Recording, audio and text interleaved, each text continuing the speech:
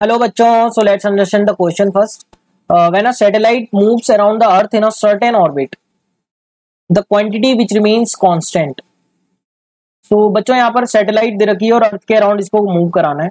So this is अर्थ और satellite को हम घुमा रहे हैं बच्चों.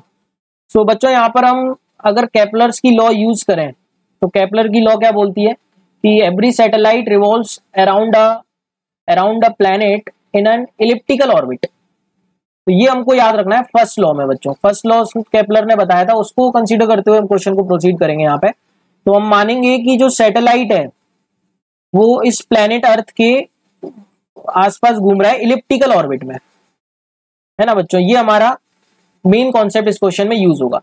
तो बच्चों जब सैटेलाइट हमारा इलिप्टिकल ऑर्बिट में घूमेगा तो हम देख सकते हैं उसकी जो डिस्टेंसेस हैं कंटिन्यूसली, इस पॉइंट पे डिस्टेंस सेंटर से और इस पॉइंट पे डिस्टेंस ये R2 है, ये R1 है. तो ये डिस्टेंस बार बार कम ज्यादा हो रही है यहाँ पे, ठीक है. तो डिस्टेंस चेंज होगी कंटिन्यूसली, R चेंज होगा, R यहाँ पर फिक्स नहीं है. तो जो पोटेंशियल एनर्जी होता है बच्चों -GM upon R is the distance between centre and satellite, centre of earth and satellite. तो R चेंज हो रहा है तो जो पोटेंशियल एनर्जी है वो चेंज होगी कंटिन्यूसली.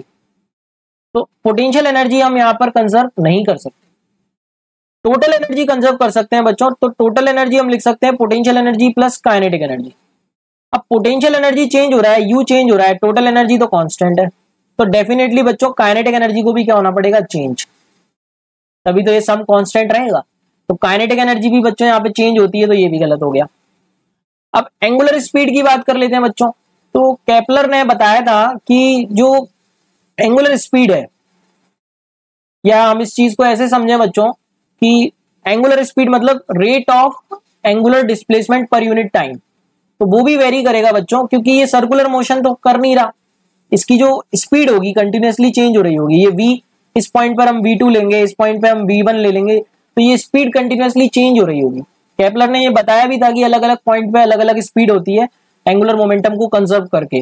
तो स्पीड अलग अलग है बच्चों, तो स्पीड अलग अलग है जिसके कारण हर छोटे छोटे इंटरवल की एंगुलर स्पीड्स अलग अलग आने वाली है यहाँ पर. तो एंगुलर वेलोसिटी को भी हम कांस्टेंट नहीं बोल सकते यहाँ पे.